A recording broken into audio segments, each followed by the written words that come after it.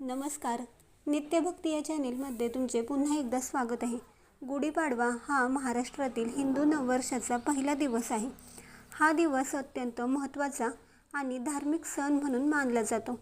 हिंदू पंचांगानुसार चैत्र महिन्याच्या शुद्ध प्रतिपदेच्या दिवशी हा सण साजरा केला जातो. या दिवसापासूनच मराठी नवीन वर्षाची सुरुवात होते. गुढीपाडवा नवीन वर्ष, नवीन सुरुवात, विजय आणि समृद्धीचे प्रतीक मानला जातो.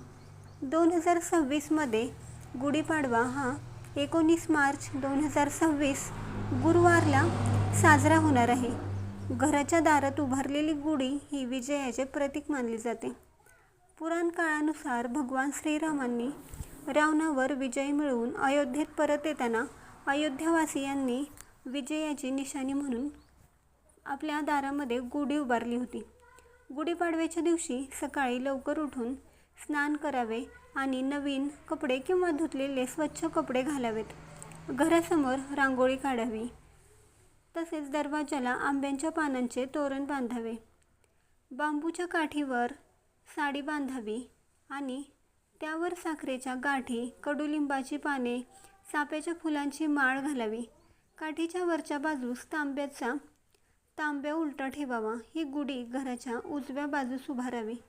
गुढीसमोर हळद, कुंकू, फुले, अगरबत्ती तसेच नैवेद्य अर्पण करावा आणि गुढीची पूजा करावी. कडुलिंब, गूळ आणि धने यांचे मिश्रण नैवेद्य म्हणून दाखवावा आणि प्रसाद म्हणून सर्वांना द्यावा आणि स्वतः देखील खावा. हा दिवस नवीन काम, व्यवसाय किंवा नवीन घर खरेदीसाठी शुभ मानला जातो. हा सण नवीन वर्षाची सुरुवात, विजय आणि समृद्धीचे प्रतीक मानला जातो. या दिवशी उभारलेली गुढी यश, आनंद घेऊन येते.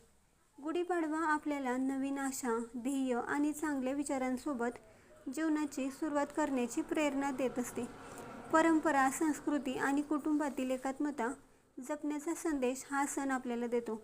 म्हणूनच आपण सर्वांनी हा सण आनंदाने साजरा करून नवीन वर्षाचे स्वागत करायला हवे. तुम्हाला ही माहिती कशी वाटली कमेंट्स करून नक्की सांगा. व्हिडिओ आवडला असेल तर लाईक करा, शेअर करा आणि असेच धार्मिक व्हिडिओ बघण्यासाठी आपल्या चॅनेलला